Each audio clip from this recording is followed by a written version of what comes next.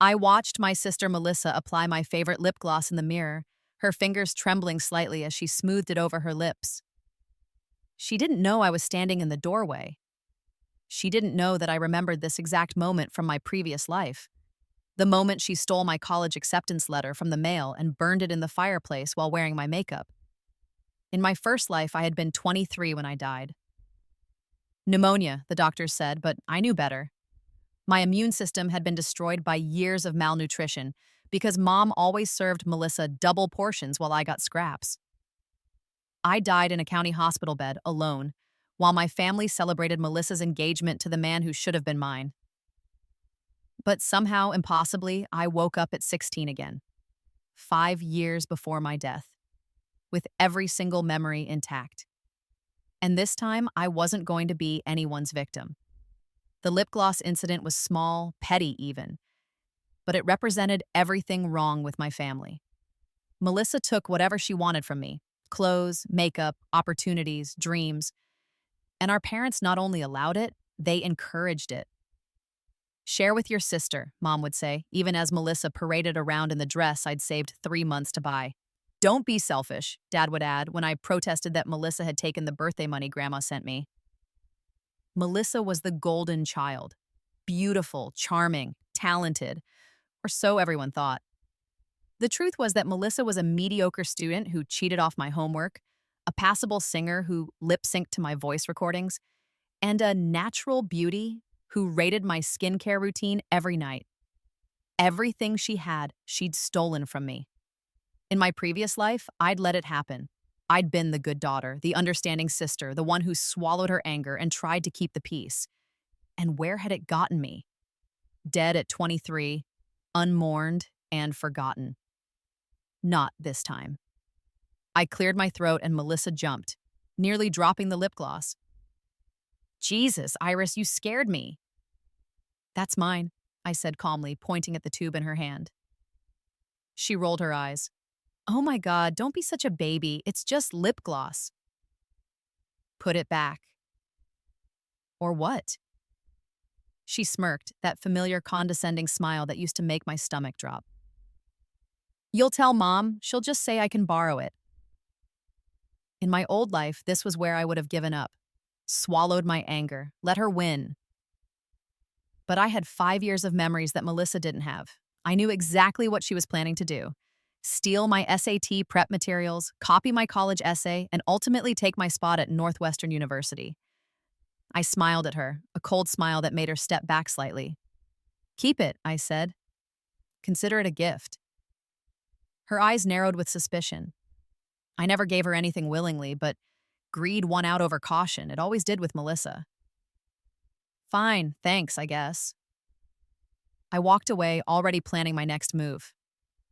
The lip gloss didn't matter. What mattered was that I'd just established a new pattern. I wasn't going to fight her on the small things anymore. I was going to let her think she'd won, let her get comfortable, let her get sloppy. Because I had something Melissa would never have: knowledge of the future. And I was going to use it to destroy her. Let me take you back to the beginning. To understand why I was willing to orchestrate my own sister's downfall, you need to understand what my first life was like. I was born 11 months after Melissa. Irish twins, people called us, though we looked nothing alike. Melissa had inherited Mom's delicate features and blonde hair. I got Dad's sharp nose and mousy brown hair. From the moment I was old enough to understand, I knew I was the disappointment. Mom had wanted one perfect daughter. Instead, she got Melissa and then, unexpectedly, me. I was the accident, the burden, the one who ruined her figure twice in 2 years. She never let me forget it. Melissa's going to be a star, she'd say, primping my sister's hair before dance recitals. Meanwhile, I'd be in the corner in a hand-me-down leotard 2 sizes too big, because you're just in the back row anyway, Iris. Dad was worse because he pretended to be fair. He'd give us both the same speech about working hard and following our dreams.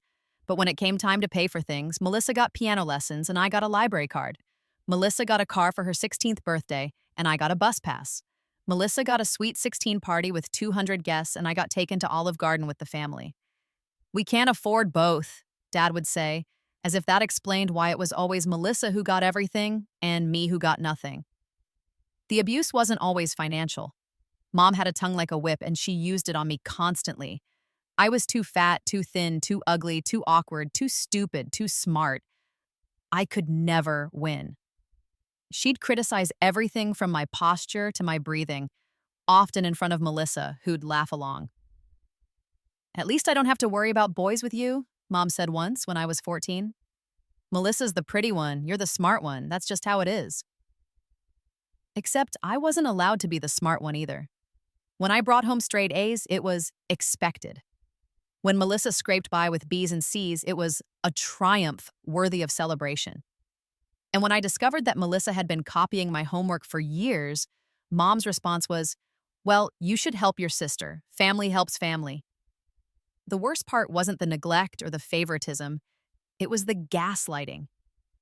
Whenever I tried to protest, to stand up for myself, I was dramatic or jealous or making things up. Dad would give me disappointed lectures about family loyalty. Mom would cry and say I was breaking her heart. And Melissa would smirk, safe in the knowledge that she could do whatever she wanted to me without consequences. By the time I was 18, I'd learned to make myself small, to want nothing, expect nothing, ask for nothing. I worked 2 jobs to pay for community college because my parents said they could only afford to send one daughter to university. And of course, it had to be Melissa. Never mind that my grades were better, that I'd won actual academic awards, while Melissa's only trophy was for most spirited at cheerleading camp. In my first life, I'd met James Chen at that community college. He was brilliant, kind, and he saw me, really saw me, for the first time in my life. We fell in love. He proposed. I thought I'd finally found my way out, my chance at happiness. Then Melissa met him at Sunday dinner. She turned on the charm like a faucet, laughing at his jokes, touching his arm, looking at him through her lashes.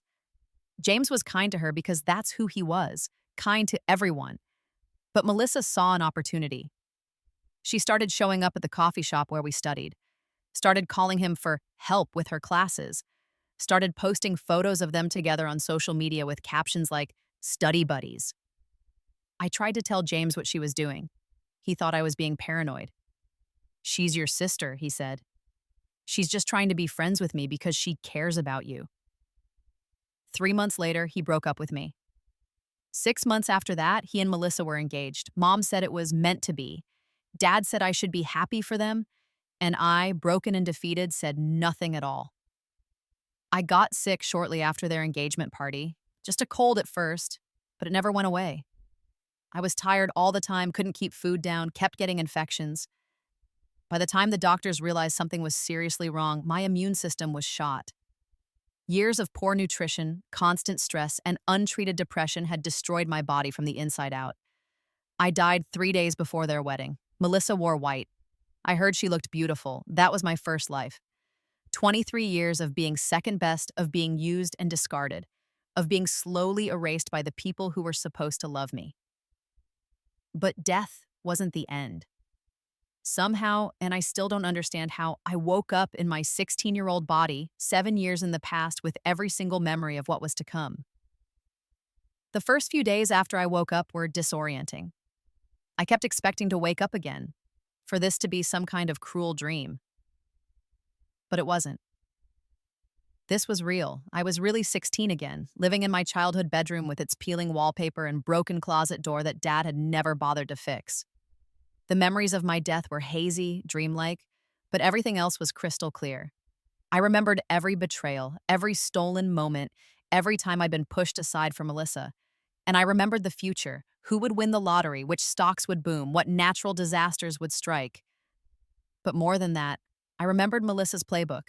Every manipulation, every scheme, every time she'd sabotaged me. I knew her better than she knew herself.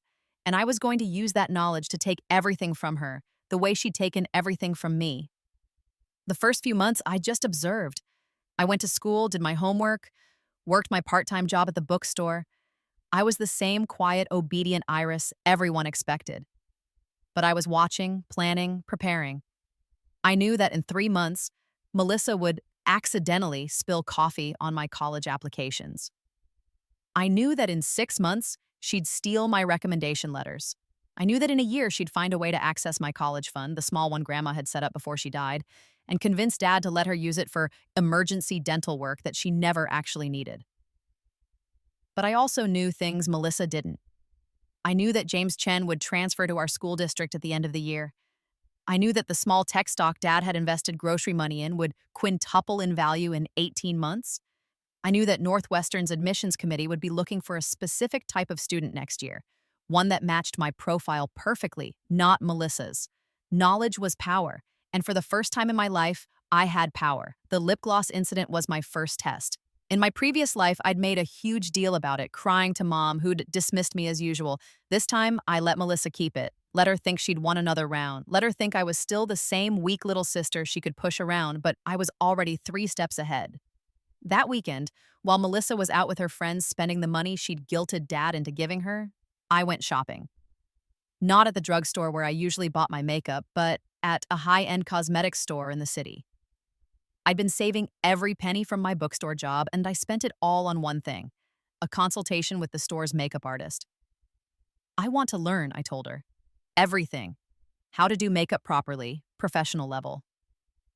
She taught me about contouring, highlighting, color theory, skin prep. I took notes like I was studying for the SATs, because in a way I was. This wasn't about looking pretty. This was about building my armor, creating a version of myself that Melissa couldn't copy.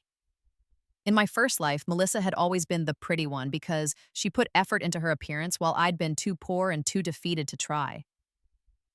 But I realized something this time around. Melissa wasn't actually that beautiful. She was just well-maintained, and maintenance could be learned. Over the next few weeks, I transformed myself. I started a serious skincare routine. I learned how to style my hair. I began dressing better, not in Melissa's flashy style, but in a way that suited me. Classic, elegant, understated. The real change, though, wasn't external. It was the way I carried myself.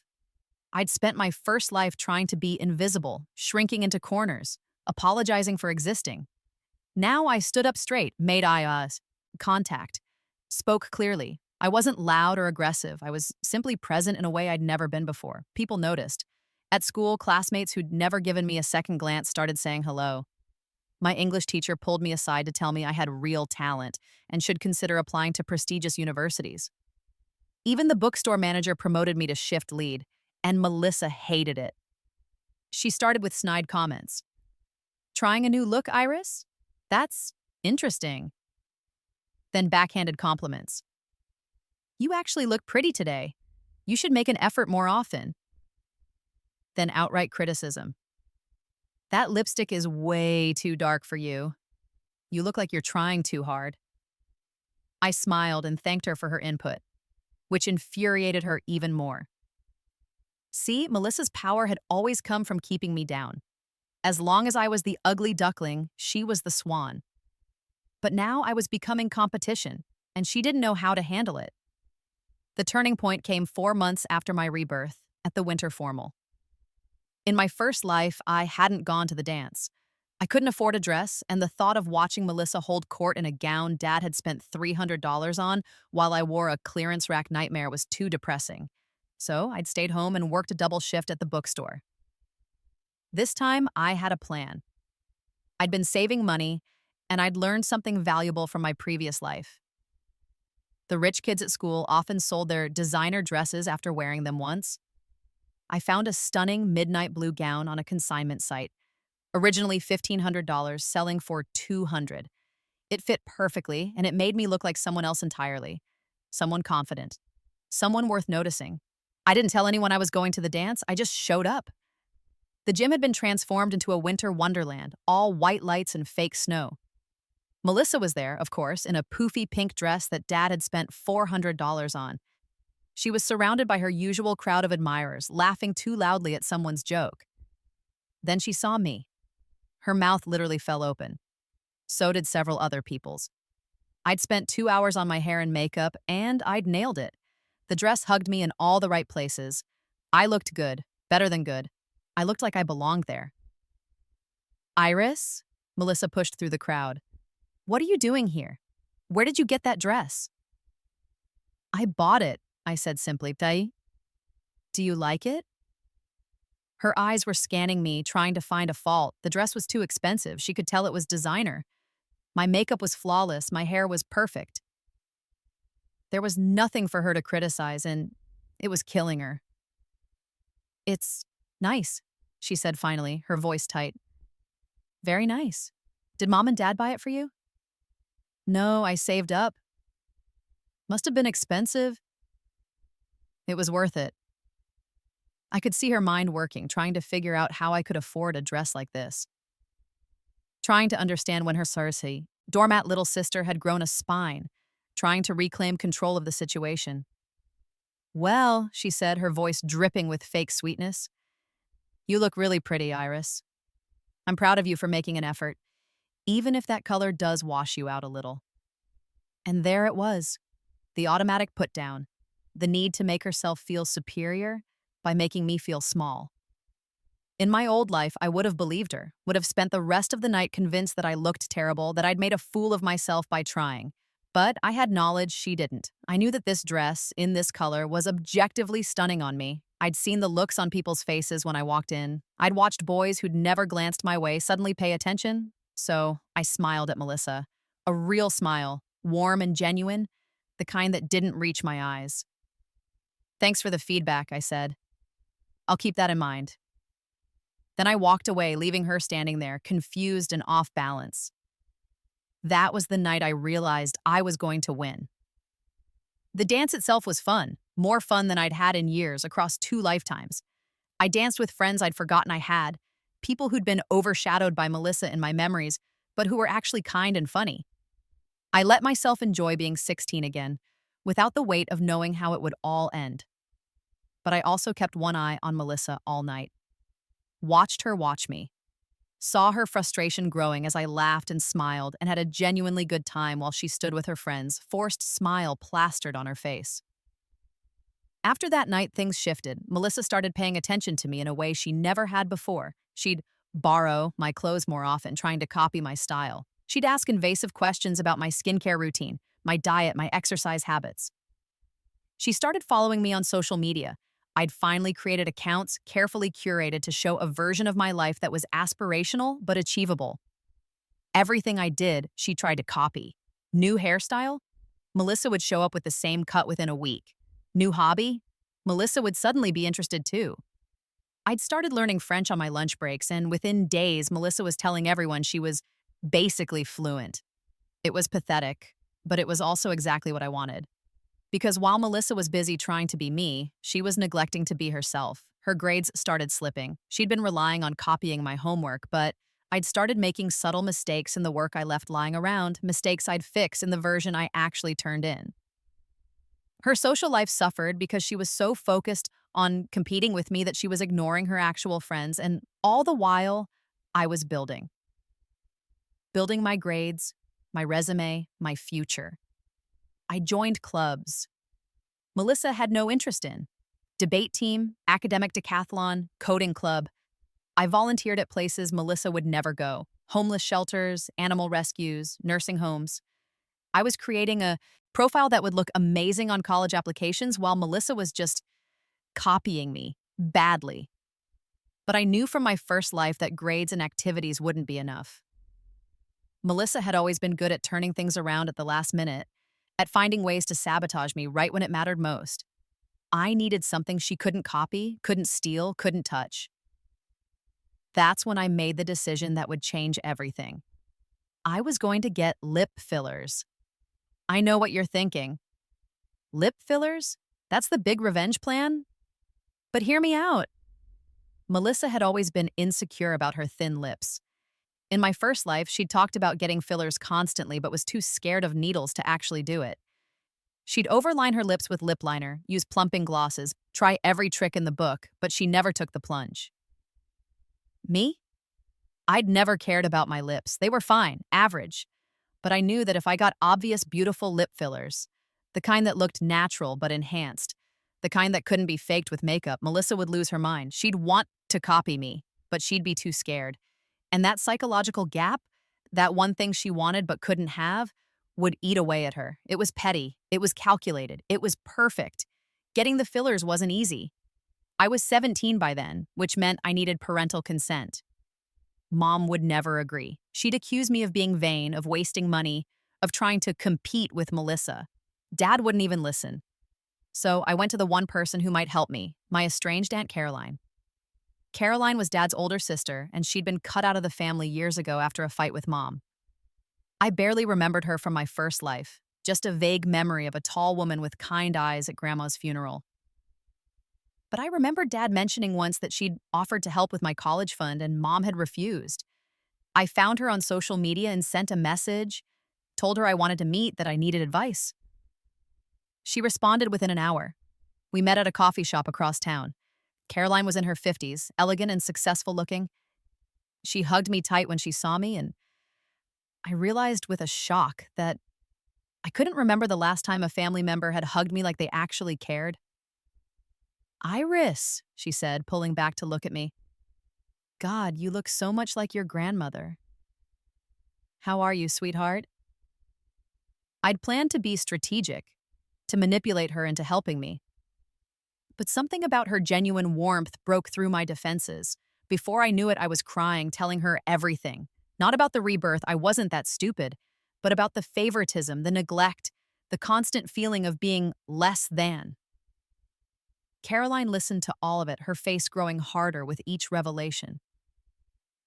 "I knew," she said finally. "I knew your mother was treating you poorly. That's why I offered to help with school. But your father, he chose her over you. Over all of us. I need to get out," I told her. "I need to go to college far away from here, and I need to make sure they can't sabotage me, but I can't do it alone." "What do you need?" And that's how I got my secret weapon. Caroline became my ally, my backup plan, my insurance policy. She couldn't take me in. That would cause too many legal problems, but she could help in other ways. She set up a bank account in my name that my parents couldn't access. She agreed to be my emergency contact for college applications. She connected me with a lawyer who specialized in educational rights just in case. And yes, she helped me get the lip fillers.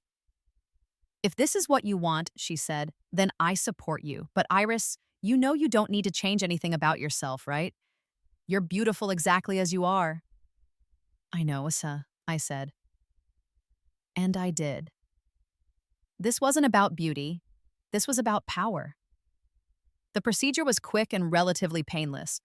The doctor was professional, explaining every step. When it was done and the swelling went down, I looked in the mirror and smiled. My lips were fuller, more defined, perfectly shaped. They looked natural, like this was just how I was built, but they were also obviously enhanced, the kind of result that couldn't be achieved with makeup alone. They were perfect.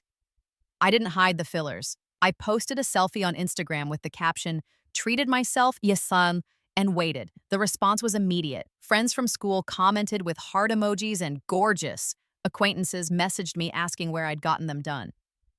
And Melissa? Melissa saw the post within minutes. I know because she immediately called me. "Did you get lip fillers?" Her voice was shrill.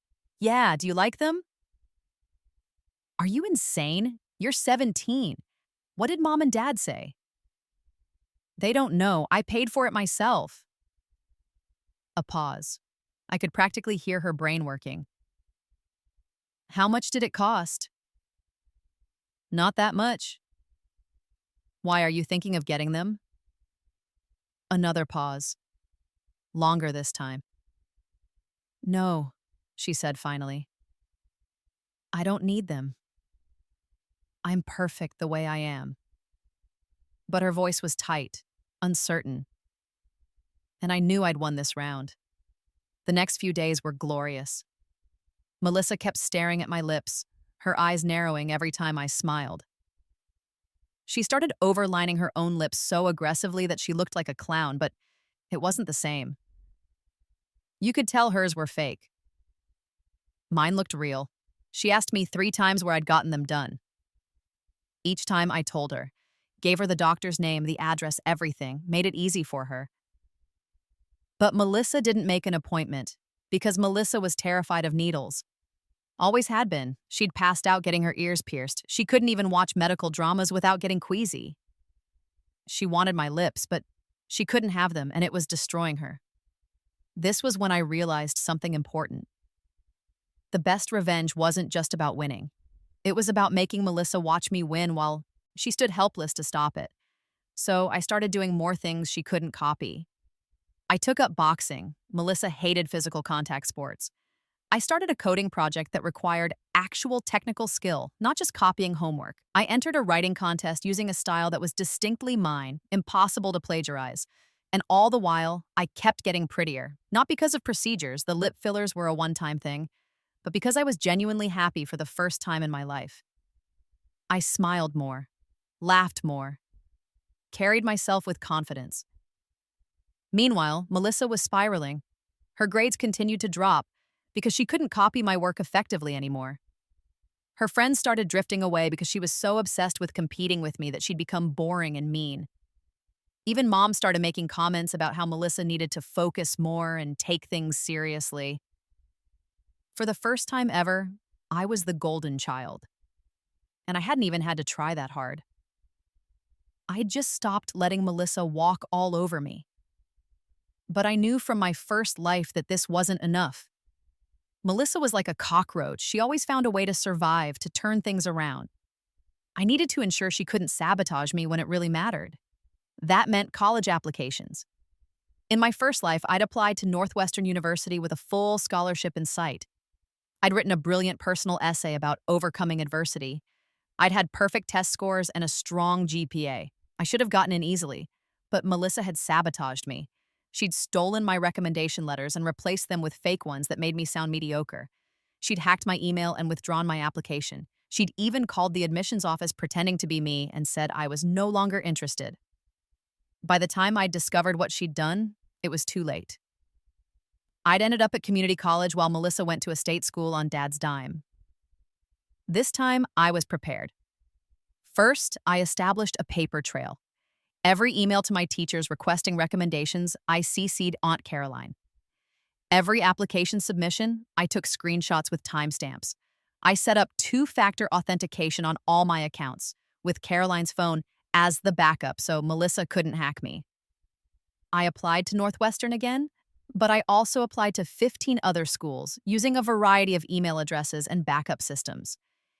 If Melissa tried to sabotage one application, I'd have 14 backups. But most importantly, I changed my essay. In my first life, I'd written about being the younger sister, about learning to find my own path. It was good but generic. This time, I wrote about something else. I wrote about my Aunt Caroline. I wrote about a woman who'd been ostracized from her family for standing up for what was right, who'd built a successful life despite being cut off from her support system, who'd reached out to help her niece when no one else would. I wrote about learning. That family wasn't about blood. It was about who showed up for you. It was specific. It was emotional. It was true. And it was something Melissa could never copy because Melissa didn't have an Aunt Caroline. She'd never needed one. She was the favorite. I submitted my applications in November of my senior year. Melissa submitted hers in December, to all the same schools I'd applied to, of course, copying me to the very end.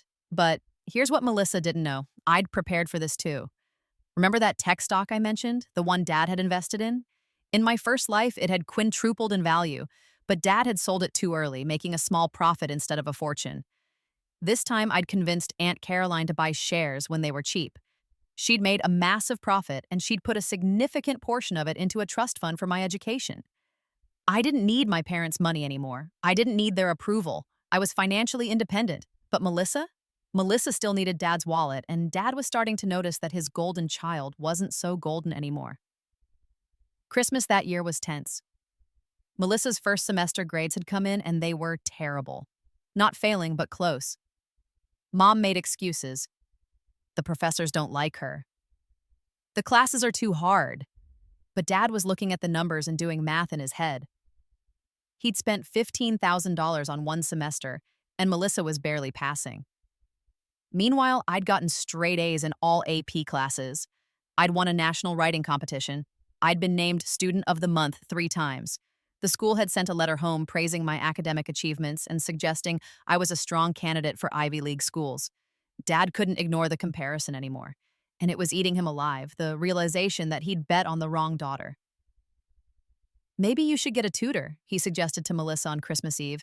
Iris could help you study. Melissa's face went red. Akin, I don't need Iris's help. I'm fine.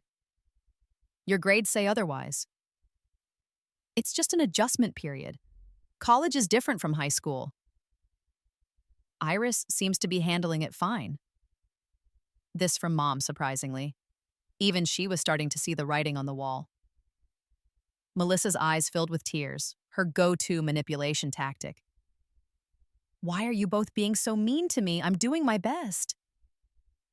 In my first life, this was where Dad would have caved, would have apologized, and offered to hire an expensive tutor and throw more money at the problem. But this time, he'd seen me succeed. He'd seen that hard work and intelligence could actually matter. And he was starting to wonder if he'd wasted years propping up the wrong daughter. We're not being mean, Dad said, his voice tired. We're being realistic. You need to step up, Melissa. We can't keep paying for mediocre grades. It was the first time I'd ever heard Dad criticize Melissa. And from the look on her face, it was the first time she'd heard it too. She ran to her room crying. Mom followed her, shooting Dad an angry look. And I sat there, eating my Christmas ham, trying not to smile. The power was shifting. Finally. January brought college acceptance letters, or for most people, rejection letters, followed by a few acceptances. I'd applied to 16 schools. I got into 15 of them. The only rejection was from Harvard, and honestly, I hadn't really wanted to go there anyway. I'd just applied to see if I could get in. But Northwestern, my dream school, the one Melissa had stolen from me in my first life, sent me a thick envelope with congratulations printed on the front. Full scholarship, honors program, personal letter from the dean saying my essay was one of the best they'd read in years. I'd won. Melissa applied to 12 schools. She got into 3 all-safety schools with no scholarship money. Northwestern rejected her. So did every other competitive university she'd applied to. When her rejection from Northwestern came, I happened to be in the kitchen.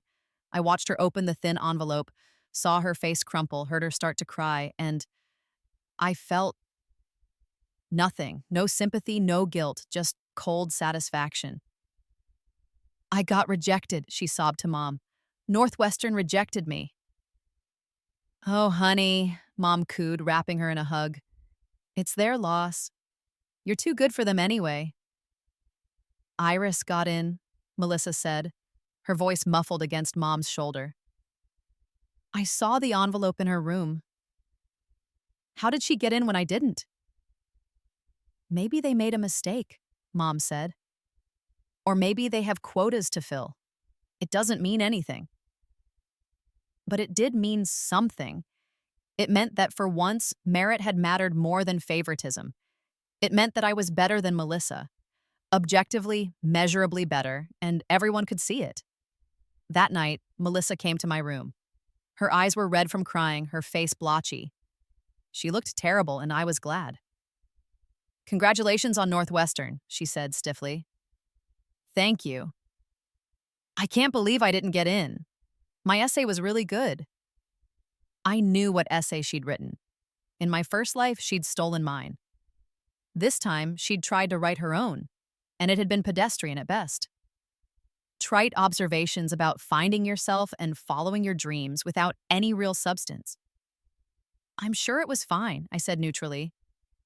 Fine, her voice rose. It was better than fine. It was great. The system is just rigged. Maybe. You know what I think? She stepped closer, her face twisted with anger. I think you sabotaged me. I think you called the admissions office and told them lies about me. I laughed. I couldn't help it. The projection was stunning. Melissa, I didn't sabotage you. You sabotaged yourself. What's that supposed to mean? It means you spent 4 years copying me instead of developing your own identity. It means you relied on your looks and Dad's money instead of actually working hard. It means you're not as special as everyone told you that you were, and now you're facing the consequences. Her hand flew out and slapped me across the face. The sting was sharp, immediate. In my first life, I would have recoiled, would have apologized somehow, would have made myself small. But I'd died once already. A slap was nothing. I looked at her calmly, hand to my cheek. Feel better?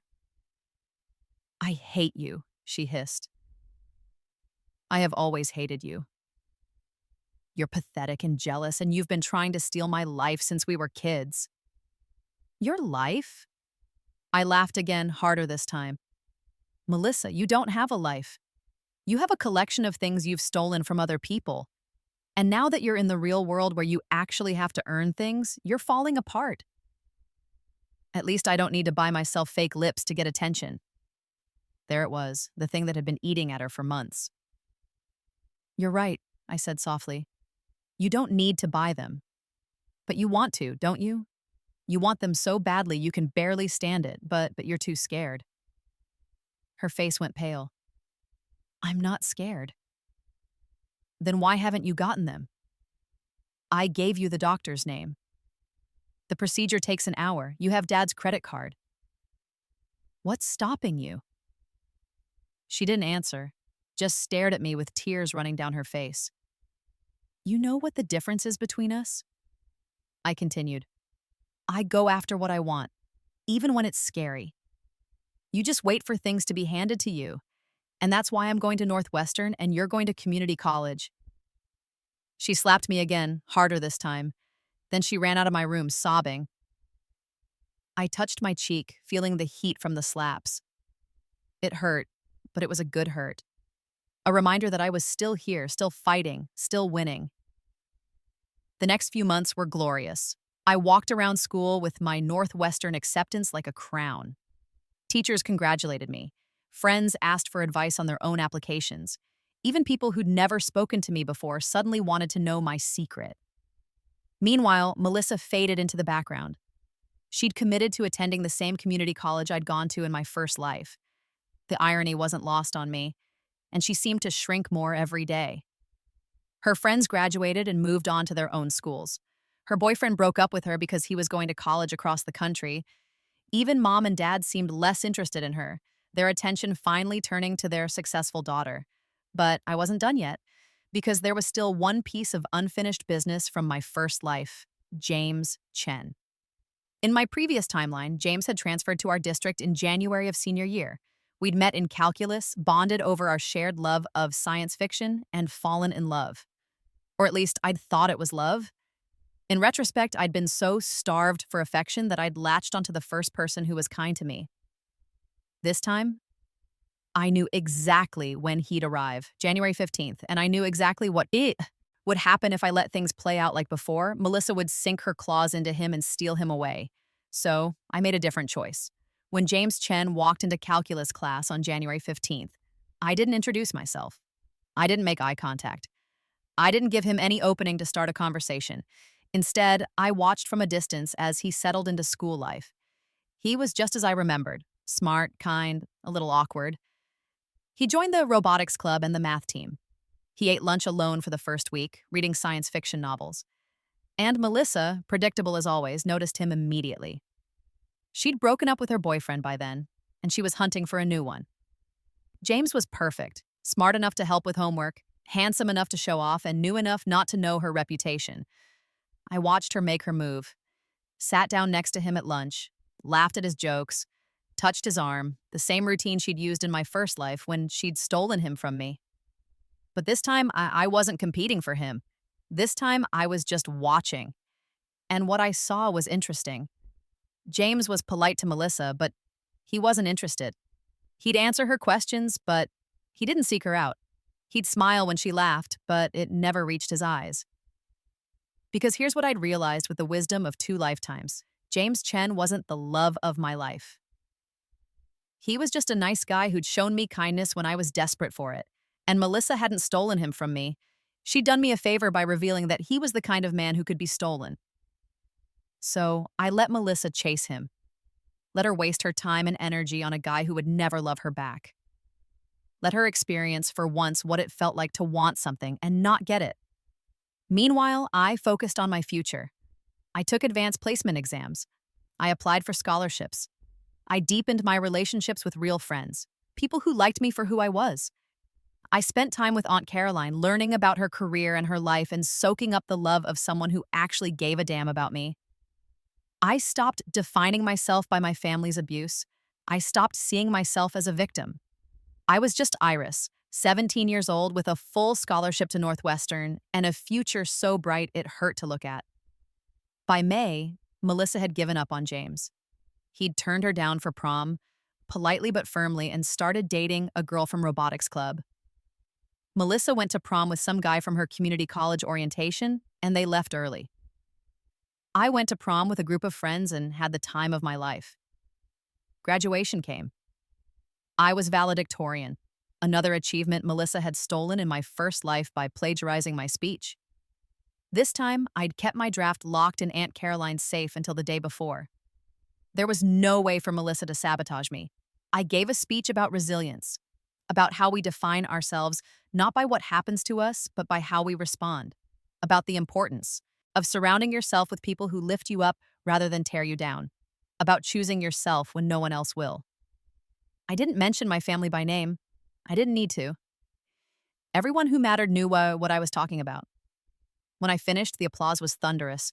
Teachers were crying, my friends were cheering.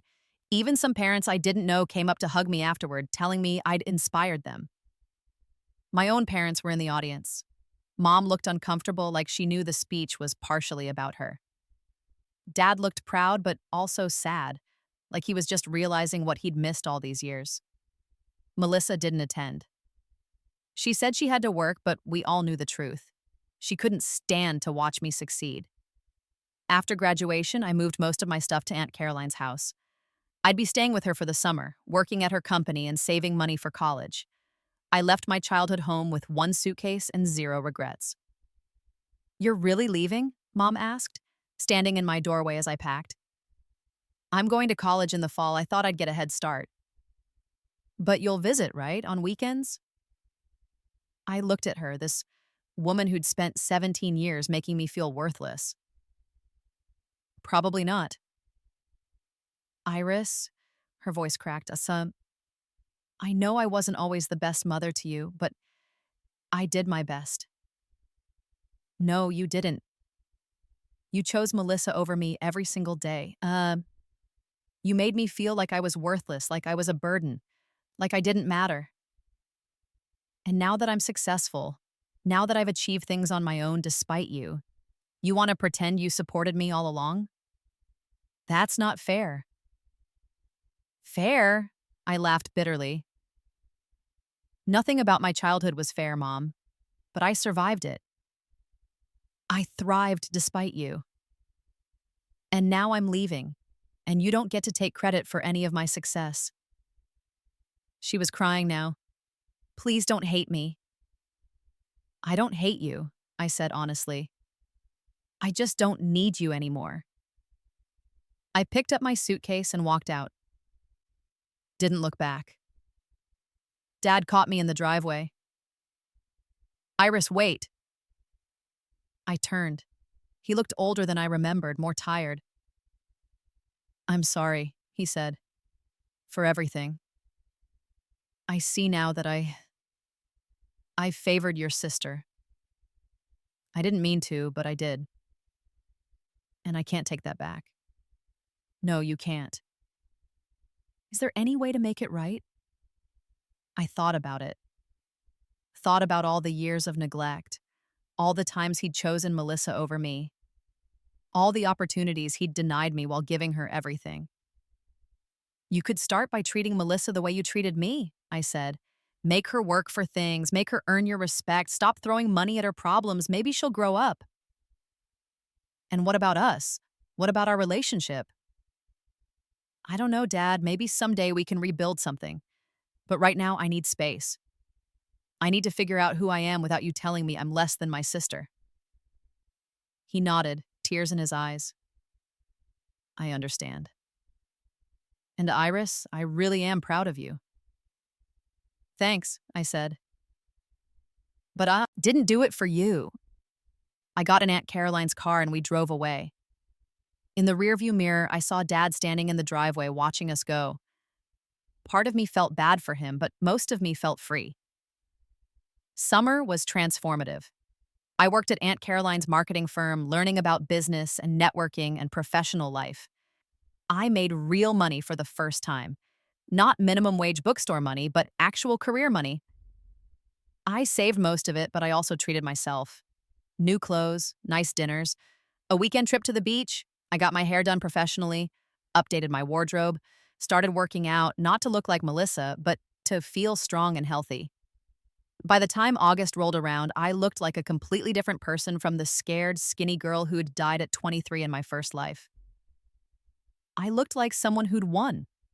Northwestern started in September. Aunt Caroline drove me to campus, helped me move into my dorm, took me to dinner at a nice restaurant. She hugged me tight before she left. "I'm so proud of you, Iris. Your grandmother would be proud too." "Thank you," I said. "For everything. You saved my life." "No, sweetheart. You saved your own life. I just gave you a hand up." College was everything I dreamed it would be. My classes were challenging but fascinating. My professors were brilliant.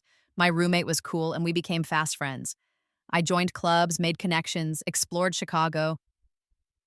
For the first time in my life, both lives, I was genuinely happy. I didn't talk to my parents much. Mom called occasionally, usually to guilt trip me about not visiting. I kept the conversations short. Dad texted sometimes, awkward messages about how proud he was. I responded politely but didn't engage. Melissa didn't contact me at all. According to Mom's calls, she was struggling at community college. Her grades were bad. She'd gained weight. She'd lost all her friends. She was depressed. I felt nothing. No sympathy, no guilt. Just a distant acknowledgement that karma was real. In November, Mom called with news. "Your sister wants to transfer schools. She's miserable at community college." "Okay."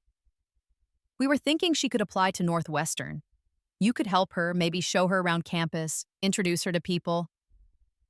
I laughed, actually laughed out loud. "Absolutely not. Iris, she's your sister. She's a grown woman who needs to figure out her own life. I'm not helping her." "Why are you being so cruel?" "I'm not being cruel, Mom. I'm being honest. Melissa spent 17 years making my life miserable. She copied me, stole from me, sabotaged me at every turn. And you enabled it. So, no, I'm not going to help her now that she's finally facing consequences for her actions." "She's changed." "No, she hasn't. She's just losing and she doesn't like it." "There's a difference." Mom hung up on me. I went back to studying for my biology exam. Christmas break came. Aunt Caroline invited me to spend it with her, but I decided to go home. Not because I missed my family, but because I wanted to see Melissa's downfall in person. I was not disappointed. Melissa looked terrible. She'd gained at least 30 pounds, her hair was greasy and unkempt, and she had dark circles under her eyes. She barely looked at me when I walked in. The house was tense. Mom was passive-aggressive, making comments about how some people thought they were too good for their families. Dad tried to keep the peace, but mostly just looked tired, and Melissa sat in the corner, scrolling through her phone, looking miserable. On Christmas Eve, she finally snapped. "I hate this," she announced at dinner. "I hate my life. I hate community college. I hate that Iris gets everything while I get nothing." "You're the one who barely tried in school," Dad said, his patience clearly worn thin. "Iris worked hard. You expected everything to be handed to you." "Because it always was. You gave me whatever I wanted, and now you're acting like I'm a failure because I'm not perfect, like Iris." "We never said you had to be perfect," Mom said. "We just want you to try." "I am trying, but everyone compares me to her." Melissa pointed at me, her hand shaking. Perfect Iris with her perfect grades and her perfect life and her perfect lips, and there it was. The thing that had been eating at her for a year and a half. The lips she wanted but was too scared to get. "She gets everything, and I get nothing, and it's not fair." I set down my fork calmly. "You're right, it's not fair. It wasn't fair when you stole my clothes. It wasn't fair when you copied my homework for years. It wasn't fair when you sabotaged my college applications in my first—" I caught myself. "It wasn't fair when you got everything handed to you while I had to work for scraps. Life isn't fair, Melissa. Deal with it." "What do you mean in my first?" In your first what? Nothing. Slip of the tongue. But she was staring at me now, really seeing me for the first time. And I saw the moment it clicked. The realization that I wasn't just successful, I was different. That I knew things I shouldn't know. That I'd changed in ways that didn't make sense. There's something wrong with you, she whispered. You're not the same person you were. People change. Not like this. Not this much. It's like you knew. She stopped, shook her head. Never mind. I sound crazy. But I saw the fear in her eyes. She didn't understand what had happened, but she knew something was off. And it terrified her. Good. I left on December 26th. Told my parents I had a study group to get back to, which was a lie. I just couldn't stand being in that house anymore. Spring semester was even better than fall. I declared a double major in biology and business. I got an internship at a pharmaceutical research lab. I started dating a guy from my ethics class. Nothing serious, but fun. And I stopped checking on Melissa. Stopped asking mom about her. Stopped caring what happened to her. She was a chapter of my life that was over. I'd won, and that was enough. In March, Aunt Caroline called me with interesting news. Your father reached out to me. He wants to set up a trust fund for you. Really? Really. He said he realizes now that he failed you as a father, and he wants to make sure you're taken care of. He's already set aside $50,000, and he's adding to it every month. $50,000. More than he'd ever given Melissa in a single year, but less than he'd spent on her total. Still, it was something. What should I tell him? Caroline asked. Tell him thank you, I said.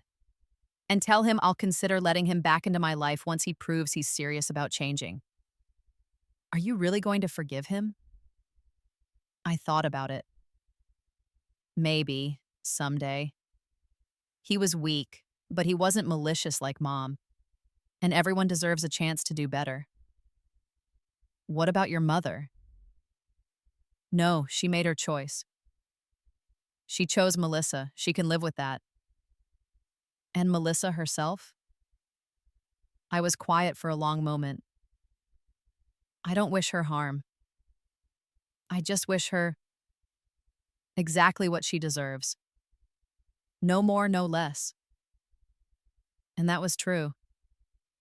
I didn't hate Melissa anymore. I didn't think about her at all. She was just a person who'd once hurt me, who was now facing the natural consequences of her actions. The universe had balanced itself out. Summer came and I didn't go home. I stayed in Chicago, took summer classes, kept my internship. I was building a life that had nothing to do with my family, and it felt incredible. In July, I got a call from Mom.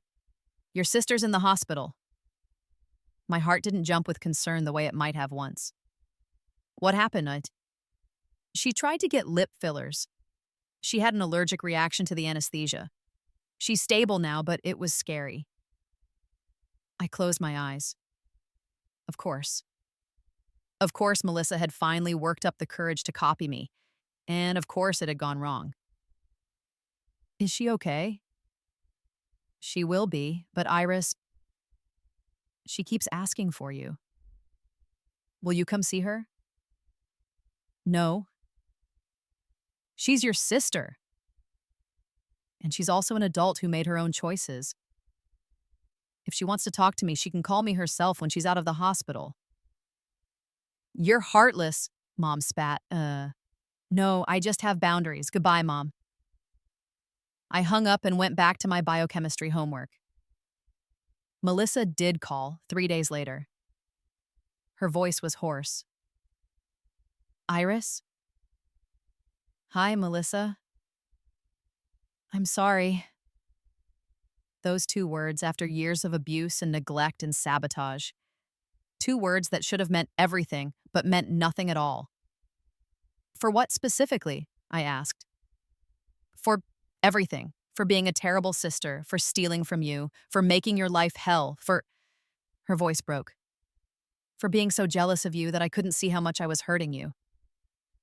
Okay. Is that all you have to say?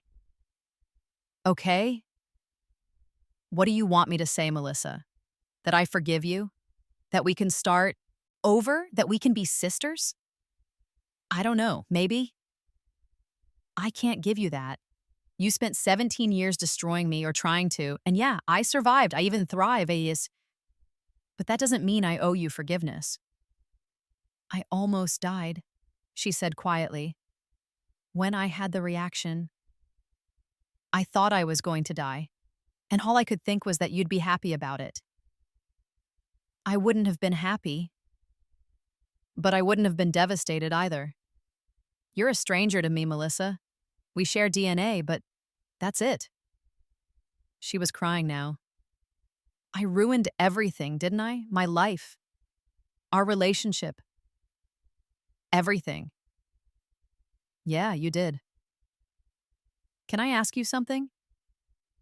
Sure. That day at Christmas, you said something about my first something, like you'd done this before. What did you mean? I smiled, even though she couldn't see me. Nothing, just a slip of the tongue. Iris, please, I need to understand. How did you change so much? How did you know exactly what to do to beat me? I grew up, I said. I stopped letting you define me. I stopped believing the lies Mom and Dad told about my worth. I became who I was always meant to be. It's more than that. You knew things. You were always 3 steps ahead. It was like you could see the future.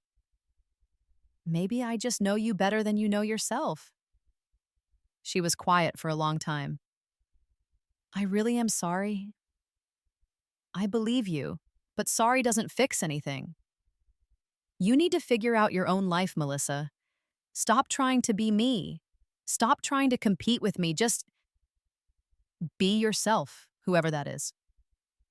What if I don't know who that is? Then you have a lot of work to do. I hung up. It wasn't satisfying exactly. There was no dramatic confrontation, no final victory speech. Just a sad conversation with a broken woman who was finally realizing the consequences of her actions. But that was enough. My sophomore year at Northwestern was spectacular. I made Dean's List both semesters. I got promoted at my internship. I presented a research paper at a national conference. I was thriving in ways I'd never imagined possible. Dad and I started talking more. He'd followed through on the trust fund, adding to it monthly. He sent me birthday cards and Christmas gifts. He asked about my classes, my research, my life. He was trying in his awkward way to be a father. I let him. Slowly, carefully, with clear boundaries, but I let him in. Mom, I kept at arm's length. She'd never apologized, never acknowledged her role in my abuse. She just acted like we could move forward as if nothing had happened. I was polite when she called, but I didn't give her anything real. Melissa transferred to a state school, got therapy, lost some of the weight she'd gained. From what Dad told me, she was doing okay. Not great, but okay. She'd stopped trying to compete with me. She'd gotten a boyfriend who actually liked her for herself. She was building a life. Good for her, I thought distantly. I hoped it worked out. As for me, I graduated summa cum, laude with my double major. I got accepted to a top-tier medical school with a full scholarship. I published 3 research papers. I won awards and accolades and opportunities. But more importantly, I was happy. I had friends who loved me. I had a family in Aunt Caroline and her circle. I had a future that was entirely my own. On my 23rd birthday, the age I'd died in my first life, I threw myself a party. Not a big one, just close friends and Aunt Caroline. We went to a nice restaurant, drank good wine, laughed until our sides hurt. At midnight, Caroline pulled me aside. How does it feel, being 23? I thought about the scared, sick girl who'd died in a hospital bed. Thought about the 16-year-old who'd woken up with a second chance. Thought about the woman I'd become. It feels like victory, I said. And it did. I'd taken the worst hand life could deal me, an abusive family, a cruel sister, a childhood of neglect, and I'd turned it into triumph. I'd used my knowledge, my intelligence, my sheer stubborn will to survive and thrive. I'd gotten my revenge not through some grand dramatic confrontation, but through living well, through being happy, through becoming the person I was always meant to be. Melissa had tried to destroy me. My parents had tried to erase me, and I'd beaten them all simply by refusing to stay beaten. That night, I went home to my apartment, my beautiful, comfortable apartment that I paid for with my own money, and I looked at myself in the mirror, at my fuller lips that Melissa had finally copied but botched, at my confident posture, at my genuine smile. I thought about the girl I'd been in my first life.